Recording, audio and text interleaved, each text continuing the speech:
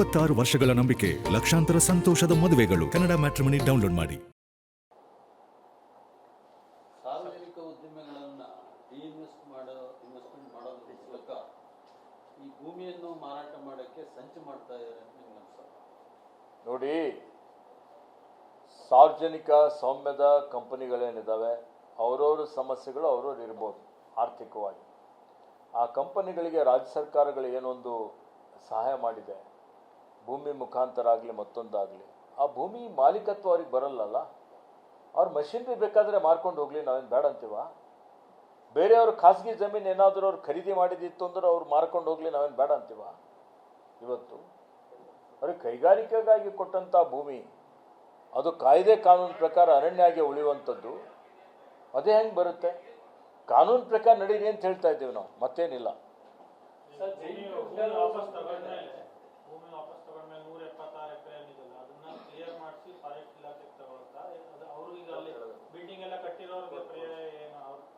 ನಾನು ಈಗಾಗಲೇ ಹೇಳಿದ್ದೇನೆ, ತಾವು ಹೇಳಿದ್ದ ಹಾಗೆ 176 ಎಕರೆಗೆ ಥರ್ಡ್ ಪಾರ್ಟಿ ರೈಟ್ಸ್ ಕ್ರಿಯೇಟ್ ಆಗಿದೆ.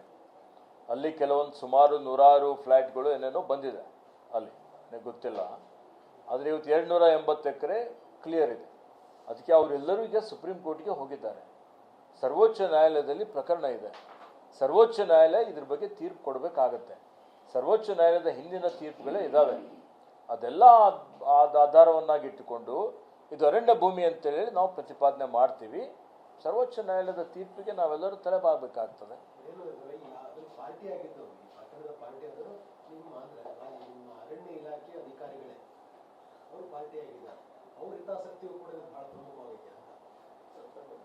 ನೋಡಿ, ಈಗ ಅರಣ್ಯ ಇಲಾಖೆಗಳ ಕೆಲವೊಂದು ಅಧಿಕಾರಿಗಳಾಗಲಿ ಮತ್ತೊಂದಾಗಲಿ ಅದು ಪ್ರಶ್ನೆ ಇಲ್ಲ.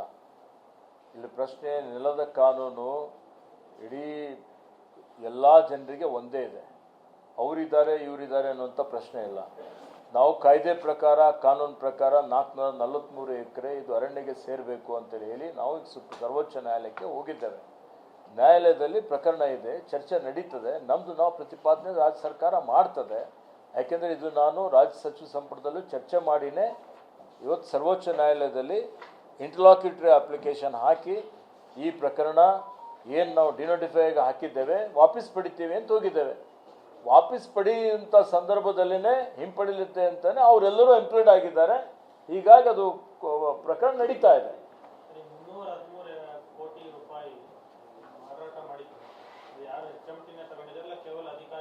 HMT ತಗೊಂಡ್ಬಿಟ್ಟಿದ್ದಾರೆ, ಆಫೀಷಿಯಲೇ ಮಾರಾಟ ಮಾಡಿದ್ದಾರೆ ಅವರು. ಅವರು ಕೇಂದ್ರ ಸಚಿವ ಸಂಪುಟದಲ್ಲಿ ಒಂದು ತೀರ್ಮಾನ ಆಗಿ ಆಫೀಷಿಯಲ್ನೇ ಅವ್ರ ಪ್ರಕಾರ ಅವ್ರ ಕಾನೂನುಬದ್ಧವಾಗಿನೇ ಇಲ್ಲ. ಅದಕ್ಕೆ ನಾನು ಹೇಳ್ತಾ ಇರೋದು, ಹಿಂದೆನೆ ಅವಾಗ ಯಾರೂ ವಿರೋಧ ಮಾಡಲಿಲ್ಲ. ಅವಾಗ ರಾಜ್ಯ ಸರ್ಕಾರದಿಂದಲೂ ನಮ್ಮ ಚೀಫ್ ಸೆಕ್ರೆಟರಿ ಅವರು, ನಾನು ಅದಕ್ಕೆ ಹೇಳಿದೆ, ಹಿಂದೆ ಏನಾಗಿದೆ 2018-19ರಲ್ಲಿ HMT ಅವರು ನಮ್ಮ ಸರ್ಕಾರಕ್ಕೆ, ಹಿಂದಿನ ಸರ್ಕಾರಕ್ಕೆ ಒಂದು ಮನವಿ ಸಲ್ಲಿಸ್ತಾರೆ. ಅವರು ನಮಗೆ ಈ ಜಮೀನು ಮಾರಾಟ ಮಾಡಲಿಕ್ಕೆ ನೀವು ಪರವಾನಗಿ ಕೊಡಿ ಅಂತ ನಮಗೆ ಬರೀತಾರೆ ಅರಣ್ಯ ಇಲಾಖೆಗೆ. ಅರಣ್ಯ ಇಲಾಖೆ ಕಾನ್ಕರೆಂಟ್ ಅಂದರೆ ನಾವು ಏನೇ ಜಮೀನು 1 ಎಕರೆ ಒಂದು ಜಮೀನು ಕೊಡಬೇಕು ಯಾರಿಗಾದರೂ ಅಂದರೆ ಫಸ್ಟ್ ಕ್ಲಿಯರೆನ್ಸ್ ಮಾಡಬೇಕು ಅಂದರೆ ಕೇಂದ್ರ ಸರ್ಕಾರದ ಪರವಾನಗಿ ಪಡಿಬೇಕು. ನಮ್ಮ ಇಲಾಖೆಯ ಅಪರ ಪ್ರಧಾನ ಕಾರ್ಯದರ್ಶಿಗಳು ಕೇಂದ್ರದ ಹವಾಮಾನ ಮತ್ತು ಬದಲಾವಣೆ ಇಲಾಖೆ ಅಥವಾ ನಮ್ಮ ಚೀಫ್ ಸೆಕ್ರೆಟರಿನೇ ಅವರೇ ಇರ್ತಾರೆ, ವಿಜಯ್ ಭಾಸ್ಕರ್ ಅವರು, issue of no objection certificate for the sale of lands by Hindustan Machine Tools ಅಂತ 22/9/2018ಕ್ಕೆ 22/9/2018ಕ್ಕೆ ಅವರು 178 ಎಕರೆ ಇಲ್ಲಿ ಗ್ರಾಂಟೆಡ್ ಲ್ಯಾಂಡ್, ಅಕ್ವೈರ್ಡ್ ಲ್ಯಾಂಡ್ ಅಂತೆಲ್ಲ ಹಾಕಿ ಇದೆಲ್ಲ ಮಾರಾಟ ಮಾಡಲಿಕ್ಕೆ ಪರವಾನಗಿ ಕೊಡಿ ಅಂತೇಳಿ ಹೇಳಿ ಅವರು CK ಮಿಶ್ರಾ ನಮ್ಮ ಅರಣ್ಯ ಇಲಾಖೆಯ ministry of environment, forest and climate change ಇದರ ಸೆಕ್ರೆಟರಿ ಇದ್ದಾರೆ. ಅವರು ಸೆಕ್ರೆಟರಿಗೆ ಒಂದು ಪತ್ರ ಬರೀತಾರೆ. ಅವರು ಉತ್ತರ ಕೊಡ್ತಾರೆ 1 ನವೆಂಬರ್ 2018.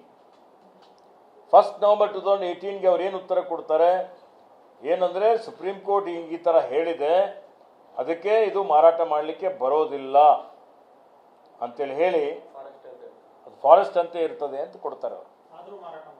ಆದರೂ ಮಾರಾಟ ಮಾಡಿದ್ದಾರೆ. 26 ವರ್ಷಗಳ ನಂಬಿಕೆ, ಲಕ್ಷಾಂತರ ಸಂತೋಷದ ಮದುವೆಗಳು. ಕನ್ನಡ ಮ್ಯಾಟ್ರಿಮನಿ ಡೌನ್ಲೋಡ್ ಮಾಡಿ.